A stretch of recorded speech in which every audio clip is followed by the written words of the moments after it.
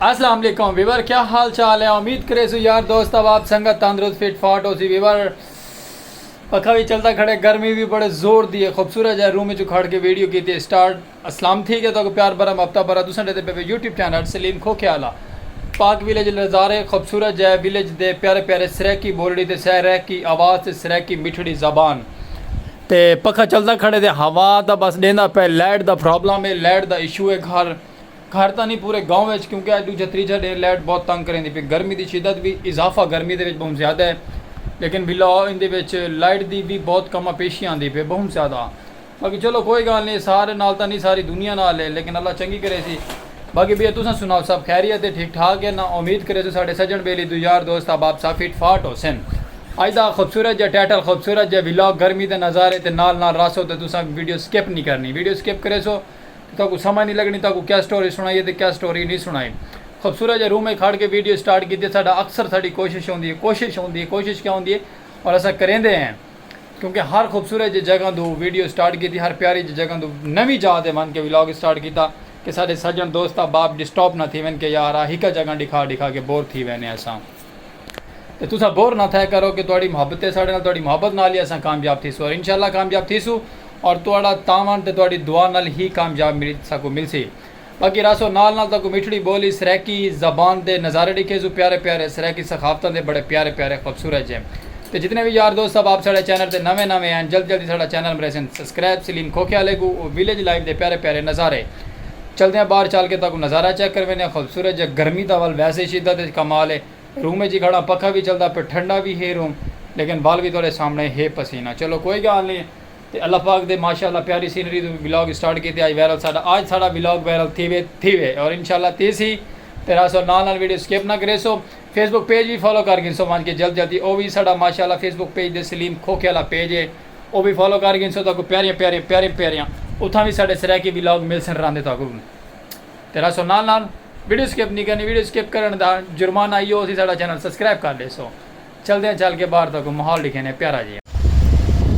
लो Weaver आज सवारी train check करो अगे तो लिखे थे मालगाड़ियाँ तो कोयले वाली गड्डियाँ तो बइयां समान वाली गड्डियाँ तो अज चेक करो कि अज इंसान वाली गड्डियाँ वहनियाँ पे आए वीवर माशाअल्लाह। ये ट्रेन थी कि लेट थी मन का नतीजा यो है कि हम वहदी पई है। तो साढ़े स्टेशन पर खड़ी रही है, साढ़े गाँव के स्टेशन पर लेट थी मन के बावजूद हूँ ये ट्रेन स्पीड घटेंदी पई है।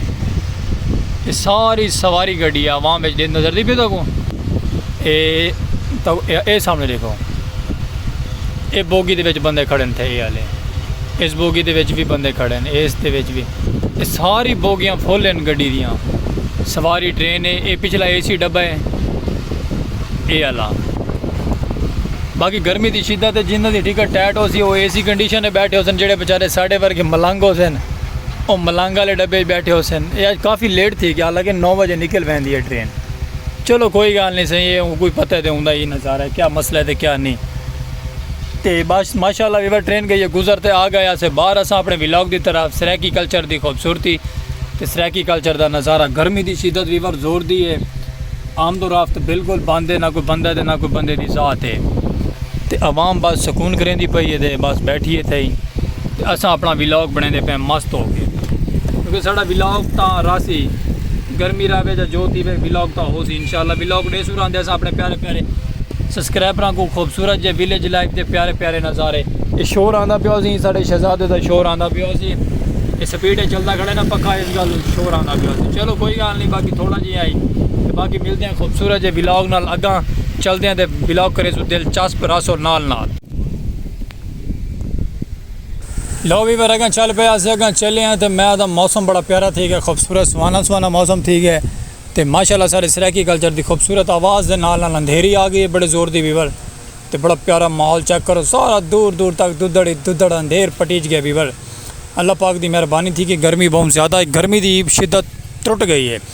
अल्लाह पर खैर थोड़ी बहुत रहमत की रिमझिम बारिश थी गई ना तो माहौल बन बना वीवर। तो बाकी अंधेरी तो जोर की आ चुकी है, चलो इंजॉय करेंदे पे हैं।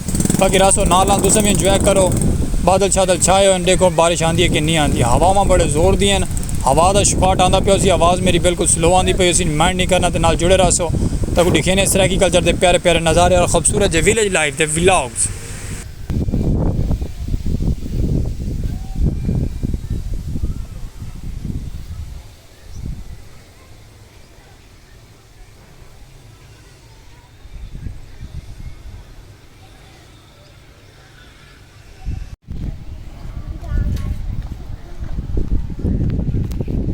Welcome to back viewer. फिर थोड़ा आ गया वापसी तो थोड़ा क्लिप करीब गया ना कैमरा माशाल्लाह वीवर आ गया से वापसी तो गर्मी की शिद्दत बहुत जोर दी आई तो गर्मी माशाल्लाह बिल्कुल स्लो थी कि तुम डिठे ना अंधेरी आ गई बहुत जोर आती अंधेरी आ चुली आई तो मौसम बड़ा बेहतरीन सुकून का लेवलदार मौसम थी जरा कैमरा घुमा के दिखाओ। मौसम बड़ा प्यारा और खूबसूरत जी थी अगड़े डिठे हुए वीवर।